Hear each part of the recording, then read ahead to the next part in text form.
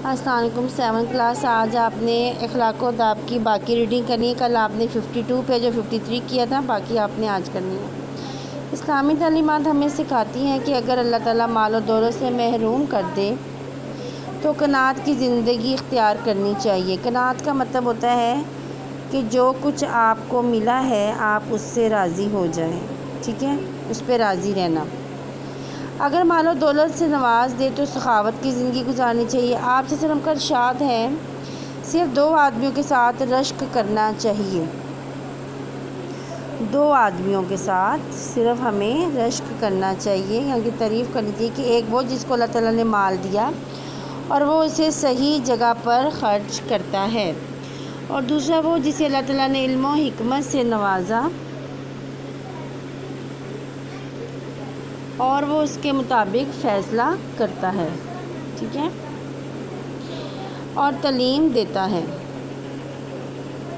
हज़रत सल्लम का ज़ाती अमल और आप सल्लम का असवा भी हमें यही बताता है कि आप सल्लम ने हमेशा अल्लाह ताला की राह में खर्च करने में पहल की। आप सल्लम के दरवाज़े से कभी कोई साइल खाली हाथ नहीं गया। कभी कोई जो है साइल कहते हैं कोई भी जो उनके दरवाज़े पर मांगने के लिए आया या जो भी आया, ठीक है, उसको कभी भी उन्होंने खाली हाथ जो है वो कभी भी नहीं लुटाया। हज़रत आयशा रज़ियल्लाहु अन्हा फरमाती हैं कि एक दफ़ा एक बकरी ज़बह की गई, उसका सारा गोश्त अल्लाह ताला की राह में तकसीम कर दिया गया। हज़रत सल्लल्लाहु अलैहि वसल्लम तशरीफ़ लाए तो दरियाफ़्त फरमाया कि बकरी में से कुछ बाकी बचा है। हज़रत आयशा कहती हैं कि रज़ियल्लाहु ताला अन्हा कहती हैं कि मैंने कहा कि ये दस्ती बाकी बची है, गोश्त की जो दस्ती होती है ना।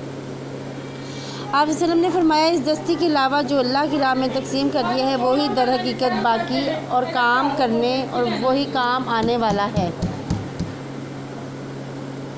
सहाबा किराम रज़ियल्लाहु सखावत में बढ़ चढ़ कर हिस्सा लिया करते थे।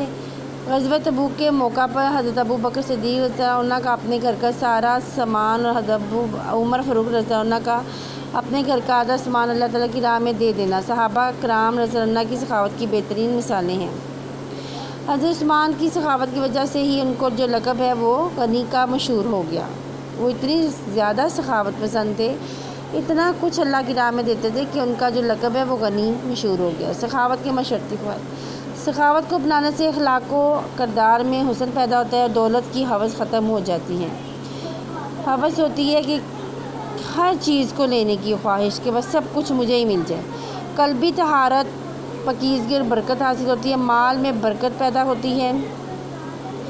अमीर और गरीब में बाहमी मोहब्बत और माशी खुशहाली का आगाज़ होता है। माल खर्च करने से मुआशरे में दौलत की गर्दिश यकसा रहती है।